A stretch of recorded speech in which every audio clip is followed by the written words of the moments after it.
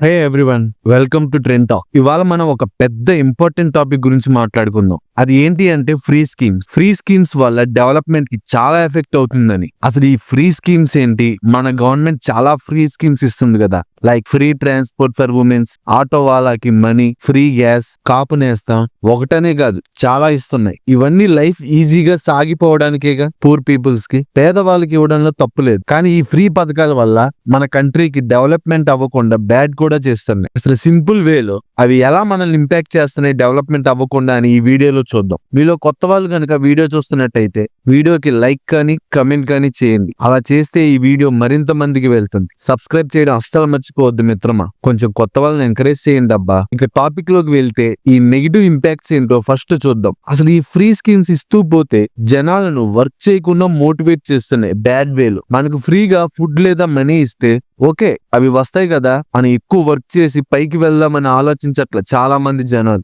ఇది నేను లైవ్ లో చాలా మందిని చూసిన తర్వాతే మాట్లాడుతుంది. కొన్ని రిపోర్ట్స్ ప్రకారం రీసెంట్ గా ఈ ఫ్రీ పథకాల వల్ల చాలా మంది వర్క్ కి కూడా వెళ్ళట్లేదంట. ఇది మన తెలుగు స్టేట్స్ లోనే కాదు, ప్రతి స్టేట్ లో ఇలాగే ఉంది. ఇంకా చెప్పాలంటే మన స్టేట్స్ కన్నా బయట స్టేట్స్ ఇంకా చాలా పెద్దగా ఫ్రీ స్కీమ్స్ ఇస్తున్నారు. ఇలా చేయడం వల్ల ఎకానమీ డెవలప్మెంట్ చాలా పెద్దగా ఇంపాక్ట్ అవుతుంది. రీసెంట్ గా మనం చాలా వీడియోస్ లో పక్కన వాళ్ళు మాట్లాడుకుంటే చూస్తున్నాం.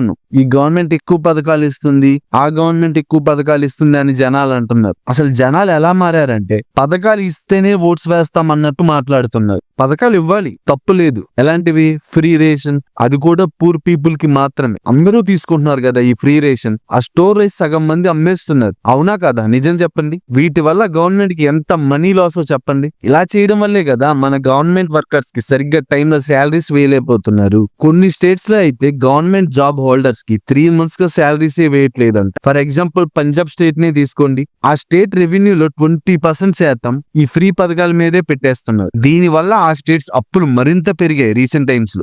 ఏవి డెవలప్మెంట్ చేయడానికి, ఏవైనా బిల్డింగ్స్ కట్టడానికి కూడా డబ్బులు కూడా ఉండట్లేదంట. అంతెందుకు మన తెలుగు స్టేట్స్ లోనే చూస్తున్నాం. ఆ గవర్నమెంట్ ఎక్కువ అప్పులు తెచ్చింది, ఈ గవర్నమెంట్ ఎక్కువ అప్పులు తెచ్చింది అని మాట్లాడుతున్నాం. అసలు అప్పులు తెచ్చింది ఓకే, అసలు ఎందుకు తెస్తున్నారని ఆలోచించట్లే ఎవరు. ఎందుకు అంటే ఫ్రీ స్కీమ్స్. వీటి వల్లే గవర్నమెంట్ ఖజానా అంతా ఖాళీ అయిపోతుంది. దీనికి primary example Karnataka state. Elections లో ఎన్నో ఫ్రీ పథకాలు ఇస్తామని పవర్ లోకి వచ్చారు. అవి ఇస్తున్నారా లేదా అని పక్కన పెడితే అసలు వేరే ప్రాజెక్ట్స్ చేయడానికి డబ్బులే లేవు ప్రెసెంట్ వాళ్ళ దగ్గర. అలాగే పంజాబ్ అండ్ హర్యానా స్టేట్స్ లో ఫార్మర్స్ కి ఫ్రీ ఎలక్ట్రిసిటీ ఇస్తున్నారు. ఇది చాలా మంచి విషయం. కానీ అలా ఇచ్చినందుకు విచ్చలవిడిగా ఫ్రీ వాటర్ ని యూజ్ చేస్తున్నారు. Present under ground water levels చాలా దారుణంగా పడిపోయాయి అక్కడ స్టేట్స్ లో. మన తెలుగు స్టేట్స్ లో పక్కా హౌసెస్ అని స్కీమ్ ఉంది కదా, అది మంచి విషయం. కానీ ఎంతమంది అప్లై చేస్తున్నారండి? ఉన్న వాళ్ళు కూడా అప్లై చేస్తున్నారు, వాళ్ళకు కూడా వచ్చాయి. నాకు తెలిసిన వాళ్ళే ఉన్నారు, వాళ్ళు వాళ్ళ లైఫ్ ని బాగానే లీడ్ చేస్తున్నారు. కానీ వాళ్ళకి ఇల్లు వచ్చింది. నా చుట్టుపక్కల ఉన్న వారికే ఒక 20 members దాకా వచ్చు. ఇంకా ఎంత మందికి వచ్చి ఉంటాయో ఆలోచించండి.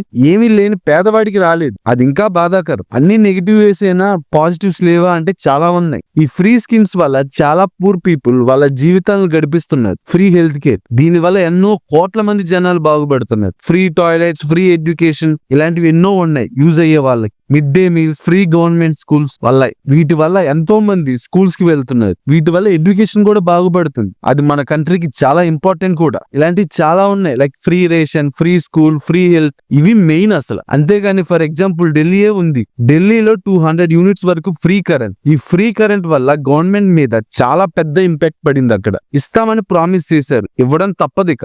బట్ దీని వల్ల చాలా డెవలప్మెంట్ ప్రాజెక్ట్స్ వర్క్ ఆగిపోతుంది. రీసెంట్ గా ఫ్రీ మనీ ఫర్ ఉమెన్స్ అంటూ కర్ణాటక, తెలుగు స్టేట్స్ లో స్కీమ్స్ వచ్చాయి. ఎంత మంది ఉంటే అంత మందికి ఫ్రీ మనీ. ఒక్కసారి ఆలోచించండి, ఎంత మనీ కావాలి ఇలా ప్రతి అమ్మాయికి ఇచ్చుకుంటా వెళ్తే. ఇలా చేస్తే అప్పులు ఎంతలా పెరుగుతాయి. మనం శ్రీలంక, పాకిస్తాన్ లో మారిపోతాం ఇలా ఇస్తూ వెళ్ళిపోతే కొన్ని రోజులకి. తమిళనాడులో ఫ్రీ ల్యాప్టాప్స్ అనే స్కీమ్ వచ్చింది. చాలా మందికి ఇచ్చారు కూడా. చాలా మంది ఆ ల్యాప్టాప్స్ ని అమ్మి వచ్చిన డబ్బులు వాడుకున్నారు. ఆ మనీ అంతా ఎవరికి నష్టం? గవర్నమెంట్ కే కదా. పూర్ పీపుల్ కి వెళ్తే ప్రాబ్లం లేదు, రిచ్ పీపుల్స్ కూడా ల్యాప్టాప్ ఇచ్చారు. రాజస్థాన్ లో అయితే ఫ్రీ మొబైల్ ఫర్ ఉమెన్స్ అని స్కీమ్ తెచ్చారు. దీని మీద 1200 కోట్లు ఖర్చు పెట్టారు. ఇది అక్కడ పెద్ద ఇష్యూగా మారింది. ఆ మనీ డెవలప్మెంట్ కి యూజ్ చేస్తే బాగుండేది అని ఆ స్టేట్ ప్రజలే అనుకుంటున్నారు. ఇలా ఒక స్టేట్ ని చూసి ఇంకో స్టేట్స్ మీద కూడా ప్రెజర్స్ పెరుగుతున్నాయి. ఢిల్లీలో ఫ్రీ కరెంట్ అన్నా కదా, అది చూసి రాజస్థాన్ స్టేట్ గవర్నమెంట్ కూడా ఆ ఫ్రీ కరెంట్ అని అనౌన్స్ చేసింది. ఈ స్కీమ్స్ ఇవ్వడంలో తప్పులేదు, కానీ వీటి వల్ల ఎంత మనీ లాస్ గవర్నమెంట్ కి మీరే ఆలోచించండి. ఇలా ఫ్రీ స్కీమ్స్ ఇస్తూ వెళ్తేనే కదా మన మీదకి సాధారణమైన జనాలకి జిఎస్టి భారాలు పెరుగుతున్నాయి. ఇంకా ప్రతి వస్తువు ఎంత రేట్స్ పెరుగుతున్నాయో తెలుసుగా ఈ ఫ్రీ స్కీమ్స్ వల్ల. ఇలా ఇచ్చే కొద్దీ మనం ఇంకా ఎక్కువ ఖర్చు చేయాల్సింది. పెట్రోల్ విషయమే చూడండి, మనకి 110 అలా ఉంది కదా లీటర్, వచ్చేది ఏ 50 రూపీస్ కో వస్తుంది. కానీ ట్యాక్స్ వల్ల ఇంత ప్రైస్ 110 దాకా వచ్చింది. ఇంకో ఇంట్రెస్టింగ్ విషయం చెప్పనా, మన దగ్గర పెట్రోల్ కొంటున్న నేపాల్ మాత్రం 70 రూపీస్కే ఇస్తుంది అక్కడ పెట్రోల్, ఇంకా తక్కువకే అనుకోండి. మనకి పథకాల కింద ఒక 20,000 వస్తుంటే డైలీ మనం ఒక లీటర్కే 60 రూపాయలు ఖర్చు పెడుతున్నాం. మనకే కదా లాస్. ఇయర్లీ వైజ్ చూసుకుంటే ఏపీ స్టేట్స్ లో ఫ్రీ ఆటోస్ ఇచ్చారు ఉమెన్స్, అవి అసలు ఇప్పుడు ఎక్కడైనా చూసారా? అంతే, ఎక్కడ లేనివి ఇచ్చి మనీ వేస్ట్ చేస్తుంది గవర్నమెంట్ వాళ్ళకి తప్పదు, ఎవరు ఓట్స్ వేయరు కదా ఫ్రీ స్కీమ్స్ ఇవ్వకపోతే. సో ఇప్పుడు మనం అసలు ఏం చేయాలి, మనం ఏం ఆలోచించాలి? మన స్టేట్స్ అప్పుల్లో పడకుండా కొంతమంది ఎక్స్పర్ట్స్ కేవలం స్టేట్ రెవెన్యూలో 1% మాత్రమే ఫ్రీ స్కీమ్స్ కి ఇవ్వండి అని అంటున్నారు. లేదా ఎలక్షన్ కమిషన్ ఈ బాధ్యతలు తీసుకోవాలి. అసలు ఇన్ని ఫ్రీ స్కీమ్స్ ఎలా ఇస్తావు, ఎందుకు ఇన్ని స్కీమ్స్ అని ఎలక్షన్ టైంలో అడగాలి. తర్వాత అది అమలు చేశారా లేదా అని కూడా చెక్ చేయాలి. ముఖ్యంగా మనలో మార్పు రావాలి. ఎవడైనా వచ్చి స్టేట్ ని డెవలప్ చేస్తాను ఫ్రీ స్కీమ్స్ ఇవ్వను అంటే ఎవడైనా ఓటు వేస్తారా చెప్పండి? వేయం. ఎందుకంటే అలా మారింది మన మైండ్ సెట్. ఫ్రీ పథకాలు ఇవ్వడంలో తప్పు లేదు, అవి కొన్నిటి వరకు మాత్రమే ఉండాలి. Like free rice, free health, education, pension, ఇలా ఇవి చాలు. ఎందుకంటే మిగతావి చెప్పండి?